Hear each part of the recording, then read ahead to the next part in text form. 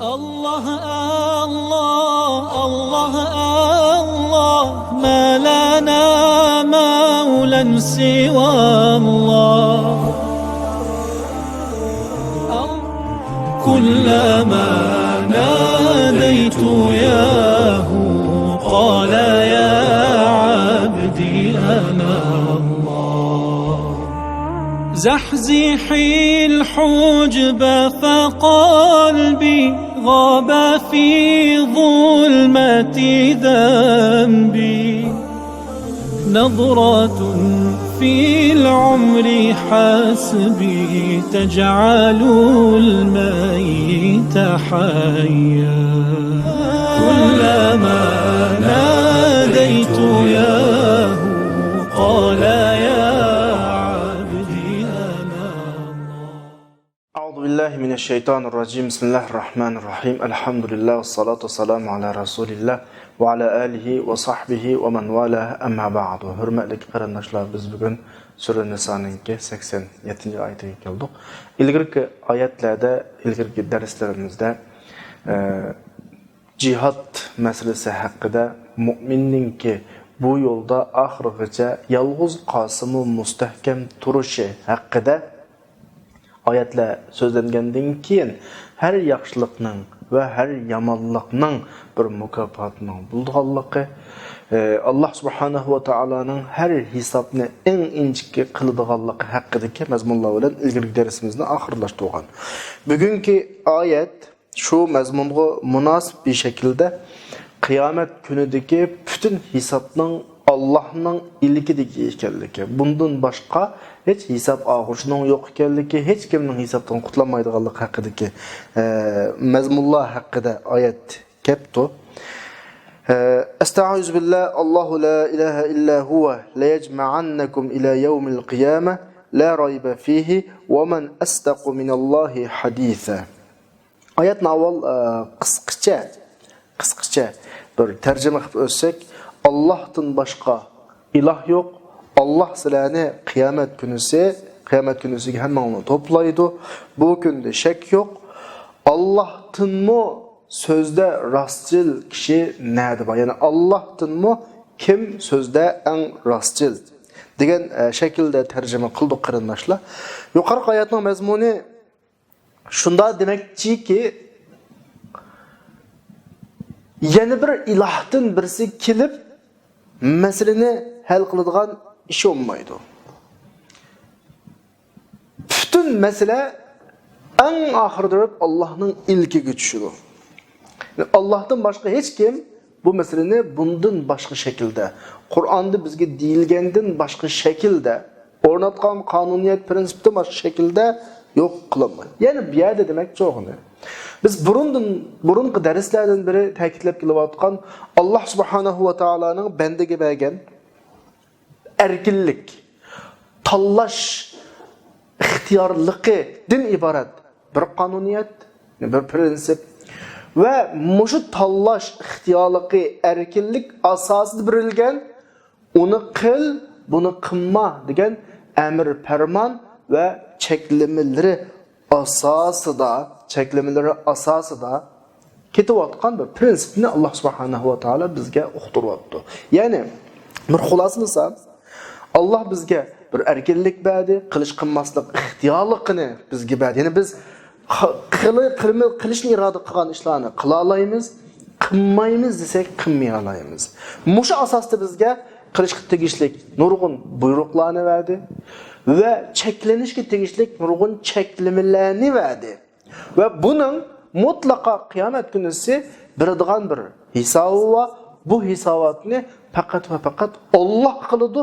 Allah'tan başka ikinci bir ilah bu meseleni qana qılanmaydı, yok qılanmaydı. Biz Müslümanga yoki insonga berilgan öz dinide erkinlik, yani bu dinni tanlash yoki tanlamaslik, bu yo'lni tanlamaslikqa oid oyatlarga bir qarab chiqqanimizda, masalan Sura Kafirunda قل يا أيها الكافرون لا أعبد ما تعبدون ولا أنتم عابدون ما أعبد ve la ana abidun ma abadtum ve la entum abidun ma a'bud lekum dinukum veliyedin. Yani bu yerde yol tallaş ergilligi. Men üzemden yolda ama Selamu üzanlarının yolu da meningla. Bu şekildeki bir tallaş. Yani halgan adam mümin bulup bu dinni tanlaydı. Halgan adam kafir olup o dinni tanlaydı. Bu yerde iki dinni ağırlaştırıp ötüdüğün, iki yolunu ağırlaştırıp bir fırsat yok. Bunun bu yol yok. Allah'ın nezirde kubul oğunu İslam. Ondan başkası ne? İnsan özgü birilgen ihtiyarlıkka asasen tanıyalaydı. Lakin Allah'ın nezirde kanaklanmaydı, kubul kılmaydı. İza ca'e nasrullahi vel feth. Mesela ma şekildeki ayet. Kafirunun keynekideki ayet. Ondan ki tebbet yeda ebi lehebi ve teb. Ma agna anhu maluhu ve ma keseb. Bu şekilde Allah subhanahu ve taala din hakkında, insanın tallaş ihtiyarlığı hakkında, Allah'ın nezarında en makbul olan dinin kaysi hakkında bu bir xil ayetlerde kul ya eyyuhel kafirun datıp ahirgacha bu şekilde kanaq geldi, tizilip geldi. Hazır okugan şu tebbet yada ebi lehebi ve teb degan surede tanlamagan, bu yolga qarşı chiqqan Ebu Leheb'nin devzihi ekanligiga hukm qilyapti ayet. O ot fikirdi o davetdi. Ebu Leheb şu vaqtning o'zida hayot. Agar Ebu Leheb şu vaqtda yo'q men musulmon bo'ldim, la ilaha illalloh degan bo'lsa, bu yerda bir shak paydo bo'ladi. Chunki Qur'on Ebu Leheb hayot vaqtida buning ishi bitdi, bu dozaqqa mahkum, bu ot fikirdi degan bir şekilde qanaqvatdi, ayirvatdi. Yani Allah subhanahu ve taala uni hatta munofiqlik qilishqimi muvaffaq qilmadi. Amaliyotda ixtiyorlik bo'ldi. Hozir biz ixtiyorlik asosiga ketyapmiz emasmi? İnsanda bir ixtiyorlik bor. İnsan şu ixtiyorlikqa qalsa ya o yo'lni tanlaydi yoki nimani tanlaydi, bu yo'lni tanlaydi. Endi mush tabbattin killam qul huvallohu ahad suresi tizilgan Kur'an'da. Yani xuddi bu bir xulasidek mesele kesin. Allah'tan başka ilah yok. Hemme Allah'a muhtaç bir şekilde Allah'ın varlık, birlik ifadesi ifadelengen bir kata tertip. Ama bugünkü ayet mi? Şu şekilde geldi. Allah'tan başka ilah yok olan başlandı. İlgirki mezmunlarga qaytqanımızda men bayatın degandek bir muncha ta'limatlar var. İnsanga berilgan ixtiyorlik va ve yol tallash erkinlik va qilma ahkomlar va buyruq va cheklamalar va inson mushularning hammasida o'z ixtiyorlik bilan u yo'lni tanlaydi yoki yana bir yo'lni tanlaydi ve bularning hammasi Kıyamet günüsünde bir hisabat asasında insanın aldığı keledi. Bu hisabatın ilgisi tek Allah. Allah'tan başka yeni bir ilah gelip ama meselenin de yoğuşturup etildi. Ya bu mesele bir yerde pisson, bu hesap ammaylı deydiğen ihtimal yok. Hem ayetin ahire qarğanımızda huve leyecma'annekum ila yevmil kıyame. Sizlerin hemminlerini qanday qiladi? Toplaydı. Muş toplaş hukumi nima uchun keladi bu yerda? Nima uchun bu şekilde ayet davomlashgan desa, inson bir ahmaq mahluq bo'lg'achqa shundan o'ylab qoladi. Birasimiz olsa qilib qolamizmi? Yoki birasimiz qutulib qolamizmi? Chunki bu yerdagi toplash qiyomat bo'lib, hamma odam o'lib, andan kabristan tirilib, Allah tarafından tirildirilib, toplanış meselesi olğaçqa bu ziminde neçe milyat hatta tarixten bu yan kaçlık insan yaşadı onu Allah biladi. O kadar bir insanın ama akli dairesinden halkıp ketken iş olğaçqa oylap qaldı ki biz manarak ötüp ketsekmi, qutulup qalamızmı, qilib qalamızmı, çüp qalamızmı hesapdan deydigan bir ideya kallığa şundan kep qaladı ya insonchilikda. Shu ideyaga qarshi layajma'annakum arab tilidagi ta'kidlangan uslub qo'llanilgan oyatda hammanglarni to'liq qiyomat kunisiga, ya'ni jazo, hisob kunisiga hammanglarni qanday qiladi? Toplaydi. Endi o'ylaymiz, mushu oyat amaliyotda bizga bunda bir haqiqatni ko'z oldimizga keladi. Ve de Allah subhanahu wa ta'ala iniq qilib qilgan her ishingning, tanlagan yo'lingning jazosi va mukofoti va dedi. Agar bir inson normalda jazo, mukofot borligini o'ylab turib shunga qarshi chiqqan bo'lsa, bundan ahmoq inson yo'q. Odatda inson xatolashgan vaqtida ko'p hollarda shu jazodan azroq g'afil qolgan vaqtda xatolashib qoladi. Yoki jazolanmasma degan bir ahmoqlarcha bir ideya kallasiga shunday kelib qolgan vaqtda an xatolashdi. Masalan, bir o'g'irlik qilmoqchi bo'lganida agar o'zining tutilib qolganligini bilsa, hergiz o'g'irlik qilmaydi. Nima deydi? Tutilmasma yoki tutilmayma. Har qanday jinoyat ashta. Xuddi bir odam, masalan bir o'zini musulmon deb turgan bir odam endi. O'zi musulmonmi, Alloh qishnima, qiyomat qishnima deb turgan odam bir gunohga tushib qolmaydi, olmaydi. Gunohga tushib qoladi. Qanday vaqt tushib qoladi desa, shu gunohga qarta jazolanadigan jazo kallasidan g'ilpal chiqib ketgan vaqtda undan keyin shu ishga qadam olib qoladi. Alloh subhanahu va taolo ma'ayatda ko'z oldimizga shu jazolarning hammasini qo'yib o'tdi. Davatudu ki mutlaka bir gün buldu kıyamet günüsü. Bu günde Allah'tan başka hiç kim bulmaydı. Bunun ige. Bunu bitirip kılıdığan. Allah silahını muşu günge hemenlerini toplaydı.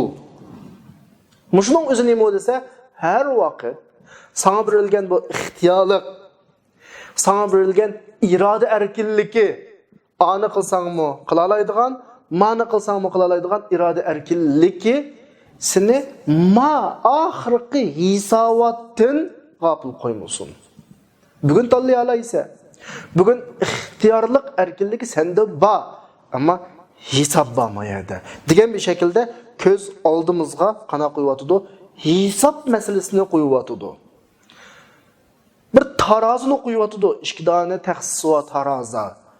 Yaxshilik yoki yomonlik, itoat urullash yoki osiylik xiloflik qilish. Qaysi taqsa, qaysi taraf besib ketsa, sening oxirgi natijang shu bo'ladi degan bir shaklda bizga nim bir vaqtda eskartish bir vaqtda. Hammanglarni qiyomat kunisiga, ya'ni jazo, hisob kunisiga toplaydı, bizga nisbatan berilgan eng cho'ng bir nima ogohlantirish. Har vaqt ko'z oldingdan o'zingning qilgan ishiga nisbatan ya mukofot ya jazo berilganligini esingdan chiqarma bir hukm. Qiyomat kunida hamma odamning to'liq Alloh subhanahu va taolaning oldida toplanganligi haqida Qur'onda boshqa oyatlarmi bor?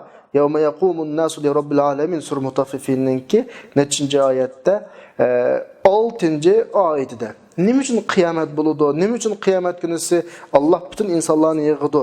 Nima ishqa? Desa,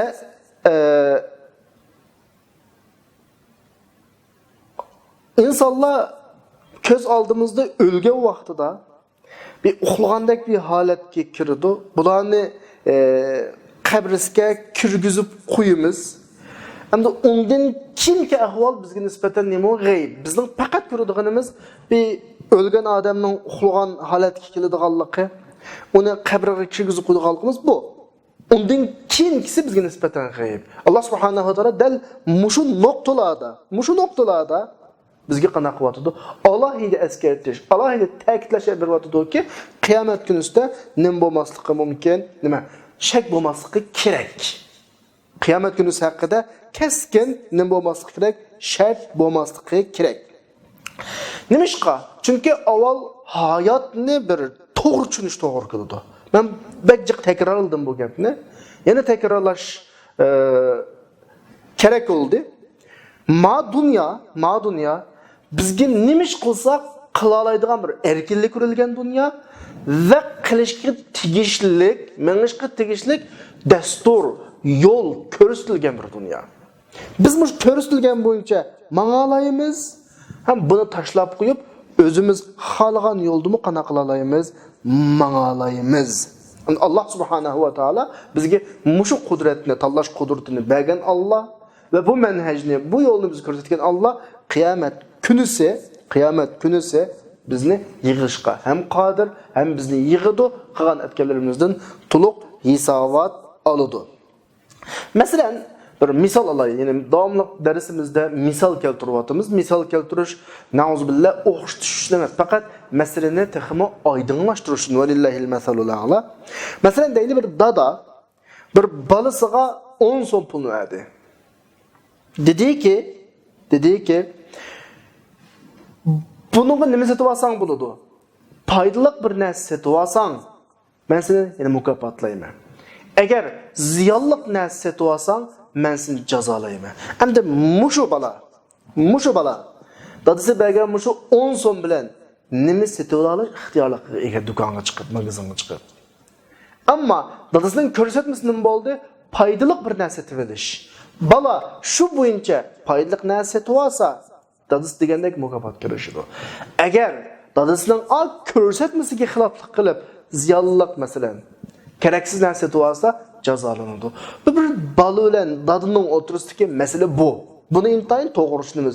Endi bandiga Alloh subhanahu va taolo ixtiyorlik bergan vaqtida buni tushunmaslik, aqlga sig'dirolmaslik bu biroz g'arib. Alloh subhanahu va taolo agar xolisa qarindoshlar, bütün insanlarni malaikalarga o'xshash qildi. Ya'ni to'liq Allah qanday yaratgan bo'lsa, shu shaklda yashaydigan, tanlash ixtiyori yo'q, o'zininki erkinlik yo'q, tanlash erkinlik yo'q. Vaqtda gunoh ma'siyat degan narsani qilish emasmi, qalbimga keltirolmaydi. Ayda yaratib etgan bo'lsa. Ammo bir odamning yomon ishni qila olganligi nima bo'lsa, Alloh subhanahu va taolo u odamga shu yomon ishni qila oladigan bir erkinlikni berdi, qila oladigan bir qudratni berdi, hammani insonni yaratdi. Ondan keyin to'g'ri yo'l, to'g'ri ishlarni qilish haqida ta'limot berdi. Bu banda shu bo'yicha mangsa bunga yarasha mukofot qilishdi. Agar buyruqqa xiloflik qilib, ko'rsatilgan ta'limotga qarshi harakat qilsa, bunga yarasha qanday qilib jazolanadi. Xuddi nimaga o'xshaydi? Uyga ep kirgan pichoqqa o'xshaydi. Pichoqda bizga foydali narsalarni keskili bo'ladi, qo'y, to'qlarni bo'g'izlab foydali tarafga ishlatib ve adamni bo'g'izli bo'ldi. Ammo foydali tarafiga ishlatsa, bu bir yaxshilik.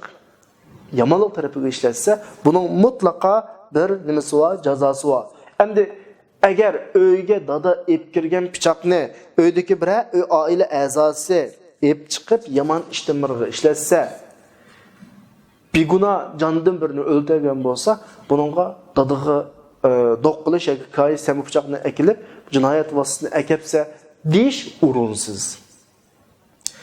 Bizning alaqi Alloh subhanahu va taolodan erkin bir şekil yaratilganligimiz bizga tanlash ixtiyorligining berilganligi va mushu berilgan ixtiyorlik bo'yicha o'zimizningki bizga foydali Alloh buyurgan ishlarni qilish yoki ma'siyatlarni qilalish va buningga Allohningki yaxshi ish qilsak mukofot berishi, yomon ish qilsak jazo berishi biz tushunmaydigan bir narsa emas. Bizga nisbatan yot bir narsa emas. Bu yerda manda bir narsa kallamızga kelib qolsa bo'lmaydi. Ya'ni Allah subhanahu va taolo bizning bir aqidamiz va ilgili darslarda deb o'tdik. Zamindagi bütün narsani Alloh yaratgan. Bu to'g'ri tushunchani biz shu vaqtda bilib bo'ldik. Yaxshilik va yomonlik. Deganlik bir qonuniyat, yaxshi ishning sabablari, yaxshi ishni qilsa undan chiqadigan yaxshi natija, yomon ishning sabablari uni qilsa undan chiqadigan natija va insondagi yaxshilikni qila oladigan, yomonlikni qila oladigan bir iqtidor, bularning hammani tamoman Alloh yaratgan. Ammo insonga ani qilish va ma'ni qilish ixtiyorligini berganki, insonning jazolanadigan tarafi qilgan ishi, ya'ni o'zining irodasini yuzlandirgan, qadamini ağan aş tarafga qarab noktaga qarata jazalanadi. Qandaqdır bu? Allah insanның yaman işini qilish, insonni qildirib uni jazolaydigan manda shaklda tushunilsa, ma'u nim bo'ladi, xato bo'ladi qarindoshlar. Endi Allah subhanahu va taolo bugungi oyatning o'ziga kelsak, oyatning oxirida nima deydi Allah? "Va man astaqu minallahi haditha." Allohdanmi rostchil kim bor? Hamma ular bilasizlar, bir jumla, bir xabar deyilgan vaqtda, bir so'z deyilgan vaqtda so'zning mazmuni ya rasuludu yoki yolg'on bo'ladi bizning ijtimoiy turmushlarimizda. Rost so'z degan nima desa, 3 xil ahvol, 3 xil moslashish to'liq bo'lgan so'z rost so'z bo'ldi. Birisi shu so'z eg'izdan chiqib diguchininki eg'izdan chiqqan so'z zihnidagi shu xil tushunchasiga nima kelsa, mas kelsa, bu bir maslashchanlik bo'ladi. Ya'ni eg'izdan chiqdi bir so'z, zihnida shu so'z kallasayni o odamning e'tiqodida, o'yida qanday hukmda bo'lsa, eg'izdan chiqqan so'zmi shunga mas kelsa, bu bir maslashchanlik, bu bir sharti. Ya'ni ikki taraf eg'izdan chiqqan kalomiy, ya'ni so'zning shakli ve bununki zihnideki ifadesi. Bu ikisi maslashish kerak.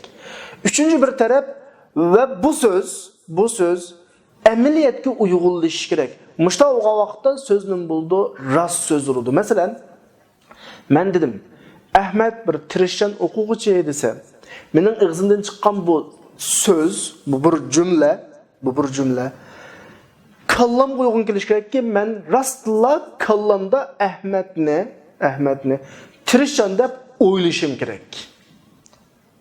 Bu bir nokta. Eg'izimdan chiqqan so'zning zihnimga uygun kelishi. Üç taraf batı emasmi? Üç tarafning birisi eg'izimdan chiqqan so'z, birisi zihnim. Yana birisi amaliyotda Ahmad deb bir bola bo'lish kerak, o'quvchi va bu intayin tirishchan bo'lish kerak. Bu bir tirishchan bo'lish kerak.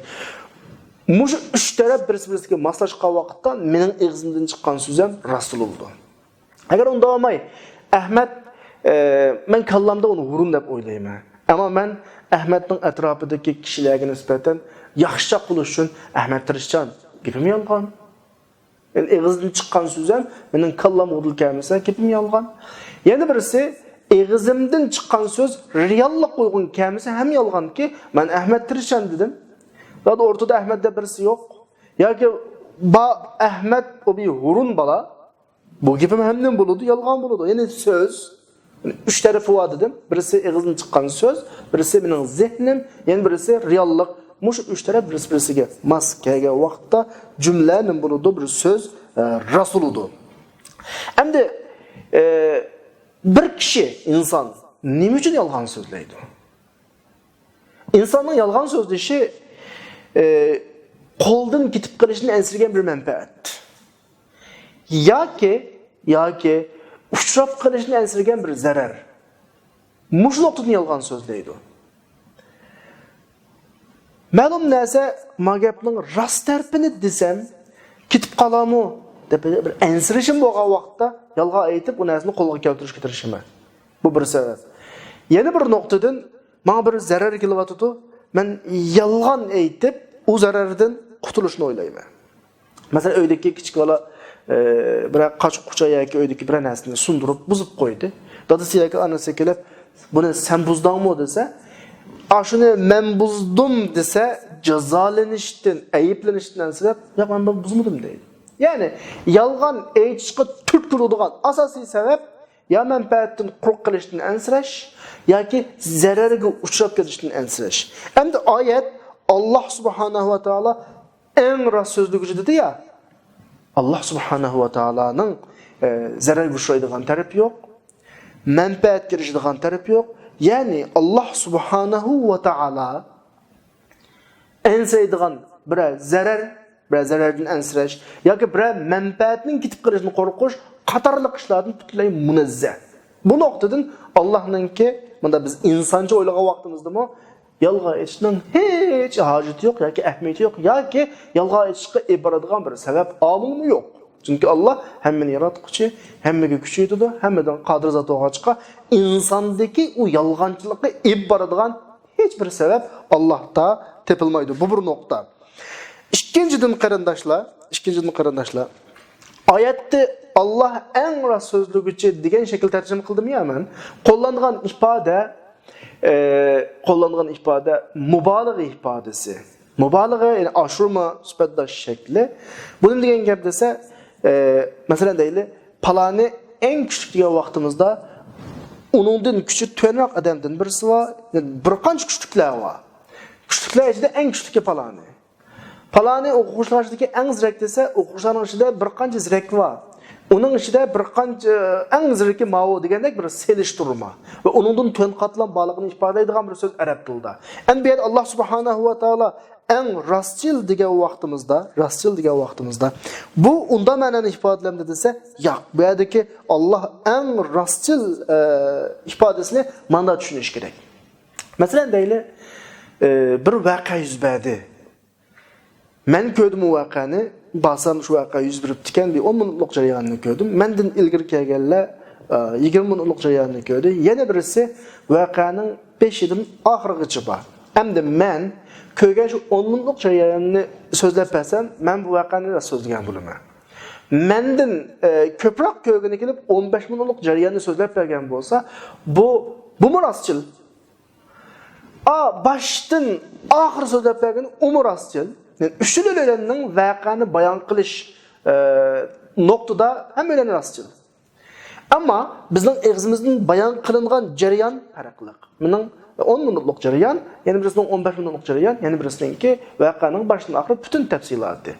Yani üçlülerning rastçıl, ama farqimiz nima desa, vakanın tafsilotining oz ko'pligi. Endi mushuni arab ifodalarida yani astaq texmo köp jarayonni o'z ichiga olgan shaklda ifodalanadi. Alloh bu yerda asdaqu en rastçıl ifodasi qo'llandi. Tarjimada boshqa tarjimani ishlatish mumkin bo'lmag'achqa en rastçıl deymiz, ammo amaliyotda Alloh subhanahu va taolo bizning Robbimiz sifatı bilan bizga o'zimiz yashayotgan hayotni tushuntiryotdi. Buning xarakterini tushuntiryotdi.